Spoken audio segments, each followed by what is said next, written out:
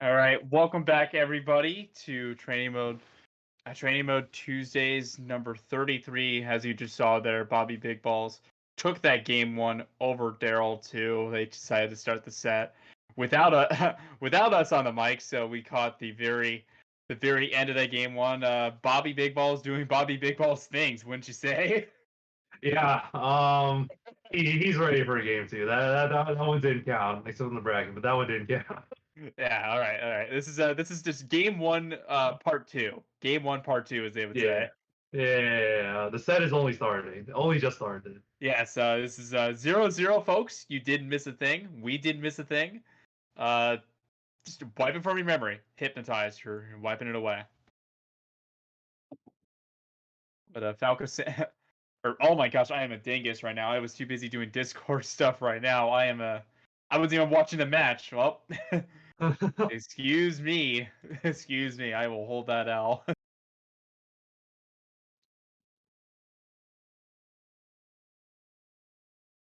So Bobby taking a little bit of time on his counter pick. I mean, I imagine like the general pick against Samus is like usually just FD. Like she's her movement's like pretty like one dimensional without platforms, and it's a really good stage if Bobby just wants to lock him down. But maybe he doesn't feel like it. Maybe he just wants to do a Yoshi's pick here. But we'll see. Yeah, I mean probably a comfort pick if you're thinking like, because Bobby, that's probably like his comfort zone to go to a stage like Story. I mean, I guess like the only threat is that, I mean, you could die pretty early to something like a charge shot too and missiles, and sometimes Falco can sometimes struggle getting around the missiles just like horizontally. He'll definitely have to rely a lot more on his vertical play rather than the Mhm. horizontal play. Yeah. But we are going to be waiting right now, a little bit of downtime. I'm curious. I mean, what do you think Bobby needs to do to just kind of recollect himself? Because he just dropped that set to OKP and definitely got roughed up a bit by Darrell in that game. I mean, just what's going through Bobby's mind right now? Um. I mean, I definitely don't think that Bobby is the type of player who really like thinks too hard about like having like trying to play like slower and like collect himself in general. Um, he could do with like a little bit of like a game plan switch, like trying to use like more platforms against on like a Yoshi story or like on like a Yoshi story. But I think that like he's going to want to I think in general versus Samus, like you want to like just like prevent you want to like just like lock her down. You want to get your lasers. You want to like sort of like start daring on top of her and like just play in a way that's, or you want to go Pikachu on Dreamland. I forget everything that I just said. Ignore everything we just said. He does have a Pikachu, so this isn't like anything like surprising or new. He did actually play this, use this Pikachu last week against Homemade Waffles Mr. Game & Watch. So Mr. Game & Watch, shoutouts to that, and Beast Coast on that.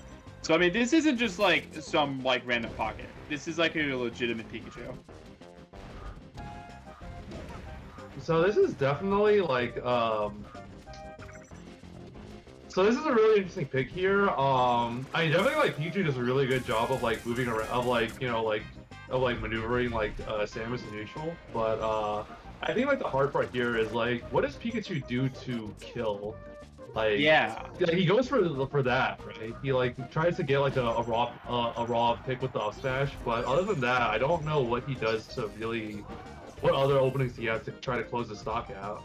Yeah, I mean, the one thing that Pikachu does cover, it does make Bobby a lot more horizontal than what Falco is. A lot stronger on the horizontal game, and that's probably what Bobby is thinking with this pick.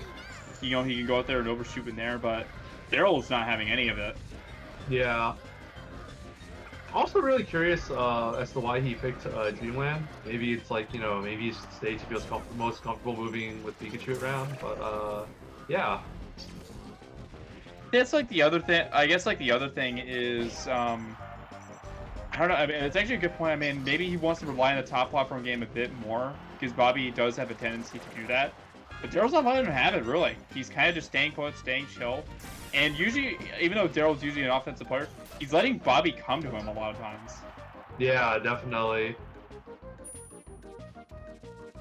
And I mean, on top of that, like, and you know, definitely like, we've talked about how like Bobby does to like using like the top platforms for stuff, but I feel like for picking Pikachu, it's like not as strong of an option because like with Falco, you at least have Threat of Dare like coming down, and it's like a really good hitbox that you like threaten a lot of space with. But Pikachu like doesn't have as great of options like coming down from that spot. I think.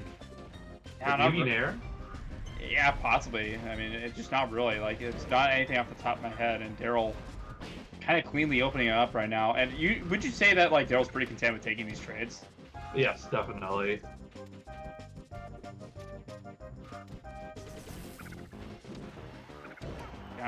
Downer into back air, great percent right now.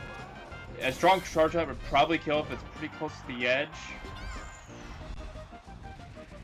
Great missile game. I like the missile. I like the missile placement too because it's making Bobby mindful of where he can land. Yeah, it's super important.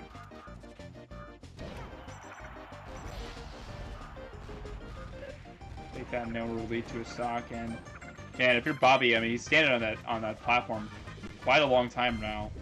Maybe do you think he's recollecting his thoughts a bit right now because this pick is certainly not worked out.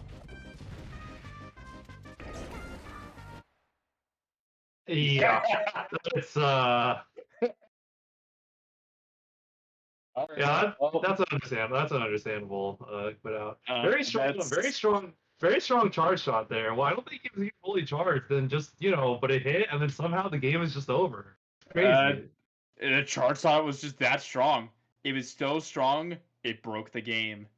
He got the max game breaker like they do in Street V3, and Darrell just. It was the charge shot heard around the world. Yeah. Oh, now we have the Falco again. Yeah, well, we've got the Falco back right now, but I mean, you wonder with Bobby right now, just what's going through his mind because he seemed really lost in that game too. Do you think he can recollect himself?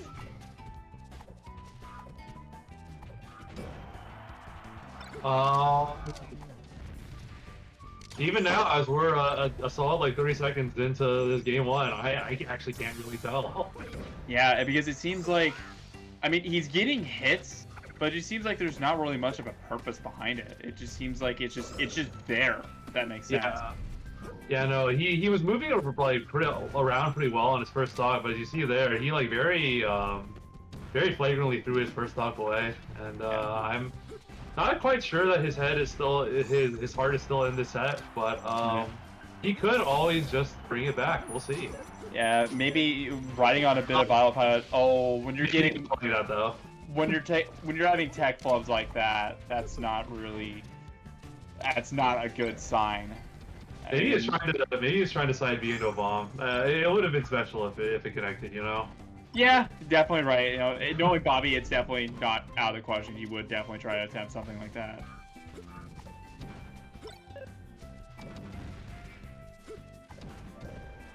Finding his way back a little bit. Shine, not off the top yet, but I mean, he's shown a little bit of fight. Gotta say, he's shown a little bit of fight.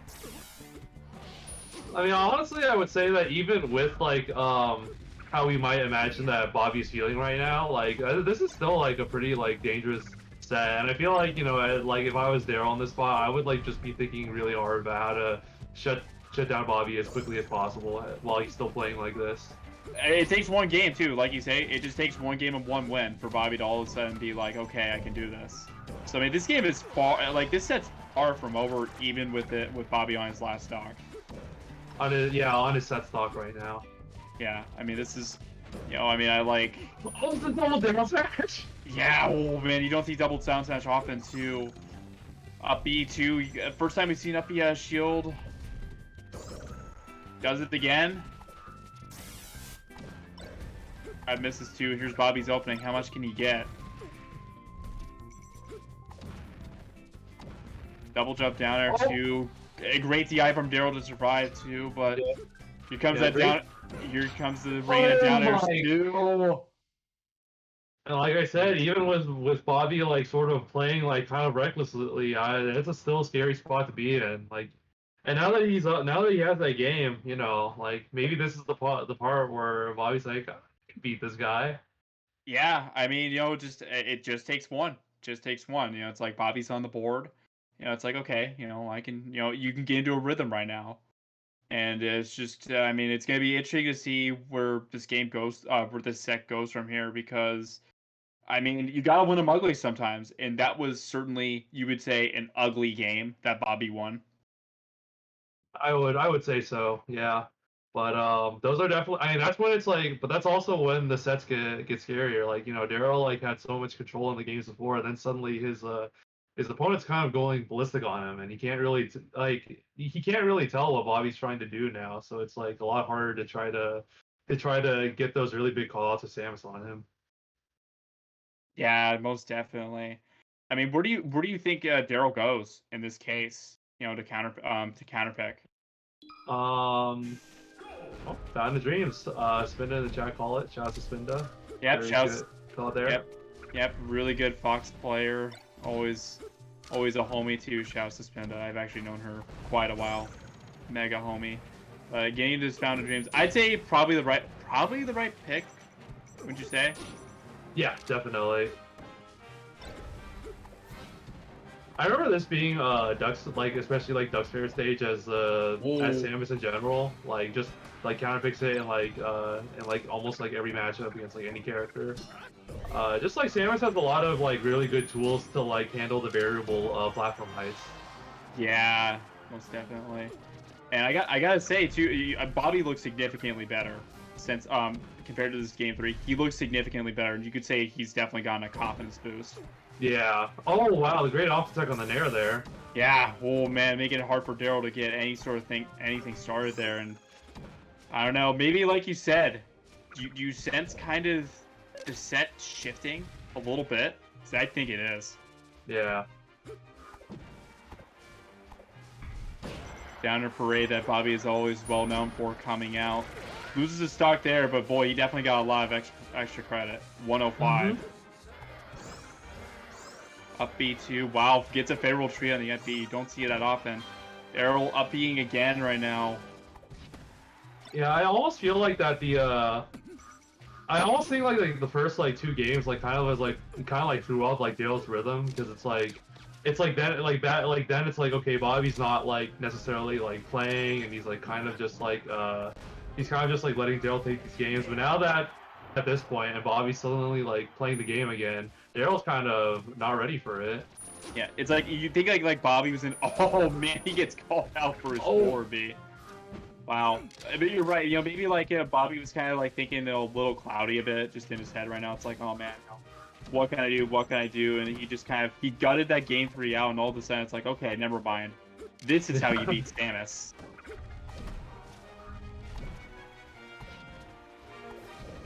Honor Parade coming out again. Oh my goodness, dude. But Darrell lives with a great recovery there. Amazing recovery, and that's why he picked Found of Dreams too. That's exactly why he kind of picked Found of Dreams, to get that sort of sneaky recovery. And again, how many times have we seen Bobby SD because of 4B today? I feel like we've seen that a lot. Forward air into down tilt. And forward airs are getting some mileage right now, but Bobby's done a good job at really defending it. Again. Oh.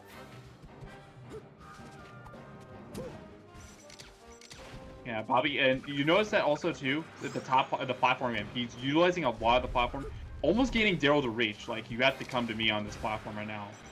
Yeah, definitely. Oh, and that's going to be the game. Ooh, man. Well, just like the Blues Clues set, we're going to another game 5. Just like on the verge of another reverse 3-0 also. Yeah, potentially. Oof, man, the adaptation. I mean, the adaptation and you say the morale boost, I think is really coming in, just coming in clutch right now for Bobby. I mean, in Bobby with momentum, he can hit like a truck. Do you think he can keep the momentum up, or do you think Darrell's got to get himself collected a bit more? I mean, I think at this point now, it's on Darrell to try to to try to slow Bobby down. Like he's not really like getting like the big openings that he needs in the times that he needs it. And Bobby's really just going to town on him in the early percents. I think next game the first stock is going to be very important because it's like because I mean in general it's just like it's sort of like how like I think a lot of floaty like a matchup with a floaty works out is that when they when they have the lead they have a lot more room to go. Oh, and he takes Bobby to FD. Surprised. I'm surprised. I thought we'd expect a stadium too, because I mean, you know how the missile game works on stadium. Surprised. Yeah. Maybe he wants to take the platforms away because Bobby's gotten so much mileage out of it.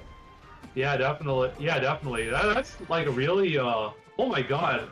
Wow. Spot vessel right there, but Bobby's able to grab ledge from it. Yeah. Oh my goodness. That's really hard to hit on Samus too. Really well done from Bobby right now, and takes a, like you said, Bobby got the first stock. And you know, now you think for Darrell, how much does that first stock mean? How much does that first stock mean? Doesn't mean much right now because he evens up very quickly. But man, we're off to a fast start.